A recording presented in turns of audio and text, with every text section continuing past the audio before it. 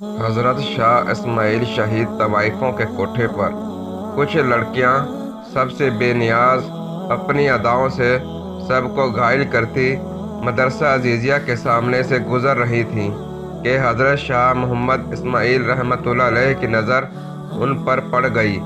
حضرت نے اپنے ساتھیوں سے پوچھا، یہ کون ہیں؟ ساتھیوں نے بتایا کہ یہ طوائفیں ہیں اور کسی ناچ رنگ کی محفل میں جا رہی ہیں۔ حضرت شاہ صاحب نے فرمایا، اچھا یہ بتاؤ کہ یہ کس مذہب سے تعلق رکھتی ہیں؟ انہوں نے بتایا کہ یہ دین اسلام ہی کو بدنام کرنے والی ہیں، اپنے آپ کو مسلمان کہتی ہیں۔ شاہ صاحب نے جب یہ بات سنی تو فرمایا، مان لیا کہ بد عمل اور بد کردار ہی صحیح، لیکن کلمہ گو ہونے کے ناطے ہوئی تو ہم مسلمانوں کی بہنیں ہی، لہذا ہمیں انہیں نصیحت کرنی چاہیے، ممکن ہے گناہ سے باز آ جائیں۔ ساتھیوں نے کہا، ان پر نصیحت کیا خاک اثر کرے گی؟ انہیں نصیحت کرنے والا تو الٹا خود بدنام ہو جائے گا۔ شاہ صاحب نے فرمایا، تو کیا ہوا؟ میں تو یہ فریضہ ادا کر کے رہوں گا، خواہ کوئی کچھ سمجھے۔ ساتھیوں نے عرض کیا، حضرت آپ کا ان کے پاس جانا قرینِ مصلحت نہیں ہے۔ آپ کو پتہ ہے کہ شہر کے چاروں طرف آپ کے مذہبی مخالفین ہیں جو آپ کو بدنام کرنے کا کوئی موقع نہیں چھوڑتے۔ آپ نے فرمایا، مجھے ذرا بھر پرواہ نہیں، میں انہیں ضرور نصیحت کرنے جاؤں گا۔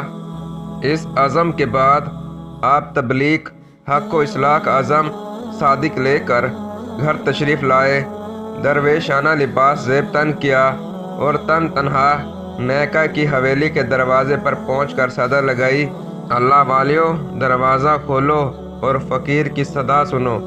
آپ کی آواز سن کر چند لڑکیاں آئیں، دروازہ کھولا تو دیکھا باہر درویش صورت بزرگ کھڑا ہے۔ انہوں نے سمجھا کہ کوئی گداگر فقیر ہے، سو چند روپے لا کر تھما دیے، لیکن اس نے اندر جانے پر اصرار کیا اور پھر اندر چلے گئے۔ شاہ صاحب نے دیکھا کہ چاروں طرف شمعیں اور قندیلیں روشن ہیں، طوائفیں طبلے اور ڈھولک کی تھاپ پر تھرک رہی ہیں، ان کی پزیبوں اور گھنگروؤں کی جھنکار نے عجیب سا ماپ باندھ رکھا ہے۔ جونہی نائکہ کی نگاہ اس فقیر پر پڑی، اس پر ہیبت طاری ہو گئی۔ وہ جانتی تھی کہ اس کے سامنے فقیرانہ لباس میں گداگر نہیں بلکہ شاہ اسماعیل کھڑے ہیں، جو حضرت شاہ ولی اللہ کے پوتے اور شاہ عبدالعزیز، شاہ رفیع الدین، شاہ عبدالقادر کے بھتیجے ہیں۔ نائکہ تیزی سے اپنی نشست سے اٹھی اور احترام کے ساتھ ان کے سامنے جا کھڑی ہوئی۔ بڑے ادب سے عرض کیا، حضرت آپ نے ہم سیاہ کاروں کے پاس آنے کی زحمت کیوں کی؟ آپ نے پیغام بھیج دیا ہوتا تو ہم آپ کی خدمت میں حاضر ہو جاتی۔ آپ نے فرمایا، بڑی بھی تم نے ساری زندگی لوگوں کو راگ و سرور سنایا ہے، آج کچھ دیر ہم فقیروں کی صدا بھی سن لو۔ جی سنائیے، ہم مکمل توجہ کے ساتھ آپ کا بیان سنیں گی۔ یہ کہہ کر اس نے تمام طوائفوں کو پزیبیں اتارنے اور طبلے ڈھولکیاں بند کر کے وعظ سننے کا حکم دے دیا۔ وہ ہمہ تن گوش ہو کر بیٹھ گئی۔ شاہ اسماعیل نے حمائل شریف نکال کر سورۃ تین تلاوت فرمائی۔ آپ کی تلاوت اس قدر وجد افروز اور پرسوز تھی کہ طوائفیں بے خود ہو گئیں۔ اس کے بعد آپ نے آیات مبارکہ کا دل نشین رواں ترجمہ بیان فرمایا۔ یہ خطاب زبان کا کانوں سے خطاب نہ تھا، بلکہ یہ دل کا دلوں سے اور روح کا روحوں سے خطاب تھا۔ یہ خطاب دراصل اس الہام ربانی کا کرشمہ تھا جو شاہ صاحب جیسے مخلص درد مندوں اور امت مسلمہ کے حقیقی خیر خواہوں کے دلوں پر اترتا ہے۔ جب طوائفوں نے شاہ صاحب کے دل نشین انداز میں سورت کی تشریح سنی تو ان پر لرزہ طاری ہو گیا، روتے روتے ان کی ہچکیاں بند گئیں۔ شاہ صاحب نے جب ان کی آنکھوں میں آنسوؤں کی جھڑیاں دیکھی تو انہوں نے بیان کا رخ توبہ کی طرف موڑ دیا اور بتایا کہ جو کوئی گناہ کر بیٹھے پھر اللہ سے اس کی معافی مانگ لے تو اللہ بڑا رحیم ہے، وہ معاف بھی کر دیتا ہے، بلکہ اسے تو اپنے گناہ گار اور سیاہ کار بندوں کی توبہ سے بے حد خوشی ہوتی ہے۔ آپ نے توبہ کے اتنے فضائل بیان کیے کہ ان کی سسکیاں بند گئیں۔ کسی کے ذریعے سے شہر والوں کو اس واز کی خبر ہو گئی۔ وہ دوڑے دوڑے آئے اور مکانوں کی چھتوں، دیواروں، چوکوں اور گلیوں میں کھڑے ہو کر واز سننے لگے۔ تحت نگاہ لوگوں کے سر ہی سر نظر آنے لگے۔ شاہ صاحب نے انہیں اٹھ کر وضو کرنے اور 2 رکعت نوافل ادا کرنے کی ہدایت کی۔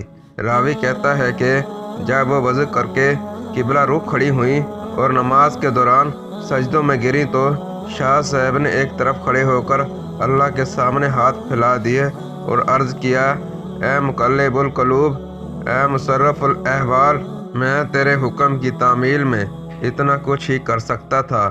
یہ سجدوں میں پڑی ہیں تو ان کے دلوں کو پاک کر دے، گناہوں کو معاف کر دے اور انہیں آبرو مند بنا دے تو تیرے لیے کچھ مشکل نہیں، ورنہ تجھ پر کسی کا زور نہیں۔ میری فریاد تو یہ ہے کہ انہیں ہدایت عطا فرما، انہیں نیک بندیوں میں شامل فرما۔ ادھر شاہ صاحب کی دعا ختم ہوئی اور ادھر ان کی نماز۔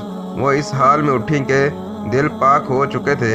اب شاہ صاحب نے عفت مآب زندگی کی برکات اور نکاح کی فضیلت بیان کرنی شروع کی اور اس موضوع کو اس قدر خوش اسلوبی سے بیان کیا کہ تمام طوائفیں گناہ کی زندگی پر کف افسوس کرنے لگی اور نکاح پر راضی ہو گئیں۔